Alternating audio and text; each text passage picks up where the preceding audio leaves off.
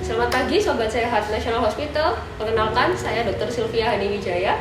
Pagi ini kami akan berbincang sedikit mengenai varian virus corona yang baru, yaitu B117. Kali ini saya akan ditemani dengan Profesor Dr. Yusak Nugraha, MS Spesialis Patologi Klinik Konsultan. Beliau adalah salah satu patologi klinik yang ada di National Hospital Surabaya. Selamat pagi, Sobat Sehat semua. Salam sejahtera, semoga kita semua tetap dalam keadaan sehat walafiat. Jadi saat ini yang menjadi perhatian itu ada 3 jenis mutasi, yaitu varian B117, lalu varian 501V2, lalu varian B1. Yang paling banyak dibahas memang varian yang dari Inggris ini. Varian yang kedua, 501V2 itu ditemukan di Afrika Selatan. Varian ketiga, B1 itu dari Brasil, tapi kemudian ditemukannya di Jepang, asalnya dari Brasil. Jadi kalau ditanya varian atau mutasi, itu sudah banyak.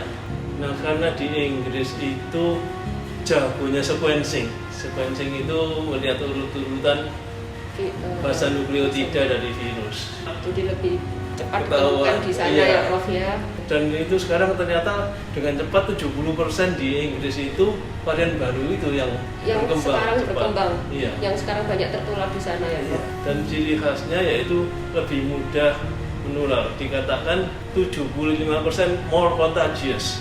Jadi gampang sekali nular. Jadi untuk bisa nular itu tidak perlu ketemu lama-lama, ketemu sebentar gitu sudah bisa nular. Dan berita buruknya lebih banyak yang prolong, artinya selain CT-nya rendah, dia untuk jadi negatif itu lebih lama. Jadi tingkat kesembuhannya itu lebih lama, ya? Tingkat kesembuhannya lebih lama. Nah, ini terus diteliti, baik yang di Afrika Selatan, yang di Inggris, yang di Brasil, karena kaitannya dengan vaksin. Nah, vaksin ini harus bisa mengcover mutan-mutan ini. Jadi bagian-bagian mutan ini nanti harus juga diikutkan dalam pembentukan vaksin itu supaya bisa tetap efektif, efikasinya harus tetap tinggi. Untuk vaksin sendiri, Prof, berarti untuk vaksin yang selama ini beredar, yaitu kan sementara ini kan Sinovac, iya. Dan beberapa vaksin lain yang nantinya akan masuk ke Indonesia. Apakah nanti bisa mengcover untuk varian-varian jenis virus yang baru ini? Jawabannya bisa, karena Sinovac itu virus attenuated, virus keseluruhan. Virus dimatikan atau diberi zat pelemah, kemudian keseluruhannya disuntikkan. Jadi dimasukkan seluruh protein yang ada. Jadi antibodi yang terbentuk nantinya juga terhadap banyak macam bagian dari virus, terhadap spike protein, terhadap nukleoprotein. Jadi selain itu juga kekebalan selulernya ikut terbentuk juga. Jadi Sinovac tidak terpengaruh oleh adanya mutan ini. Jadi tidak ada masalah, vaksin Sinovac ini tetap bisa mengcover untuk varian-varian jenis virus yang baru ini. Ya, gitu ya Prof ya. Nah kemudian untuk pemeriksaan PCR sendiri Prof. Ya. Karena pasti akan ada pertanyaan dari teman-teman ini, apakah dengan adanya perbedaan atau ada virus yang jenis baru ini, apakah masih bisa nih mengenali betul virus COVID atau tidak? Bagaimana Prof untuk pemeriksaan PCR? Untuk mendeteksi virus dengan PCR itu memakai beberapa target gen. Biasanya tidak hanya 1 gen, tapi minimal 2 gen. Jadi misalnya N1 dengan N2 itu dari CDC, dari WHO mensyaratkan ada E, ada RDRP, ada ORF1AB. Dengan banyaknya target sequence itu, maka kalau terjadi mutasi di salah satu daerah masih bisa terdeteksi oleh yang lain. Oleh karena itu kadang-kadang ada hasil yang namanya inkonklusif. Inkonklusif tidak bisa disimpulkan. Loh, satu gennya terdeteksi, gen lainnya kok negatif.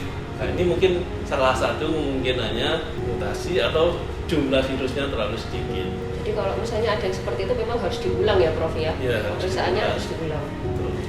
Oke, dan mungkin juga dari teman-teman ini juga akan bertanya, berarti kalau misalnya saya ingin tahu, misalnya saya terpapar virus COVID, kemudian saya ingin tahu saya ini kena virus yang mana? Apakah yang baru ataukah yang lama? Berarti harus pemeriksaan khusus ya Prof ya? Iya betul, sulit karena kalau mau tahu varian atau mutan apa tidak itu harus di sequencing, jadi nggak bisa dengan PCR saja. Jadi ya toh obatnya ya sama, perlakuannya sama, jadi nggak masalah. Dan kelihatannya di Indonesia juga mungkin sudah lama ada varian itu, jadi ditemukannya baru sekarang. Kenapa? Bukannya nggak ada, tapi karena Indonesia kemampuan untuk melakukan sequencing hanya terdapat di beberapa kota besar saja. Oleh karena itu ketika bulan Desember Januari, klasternya yang terbentuk itu klaster keluarga,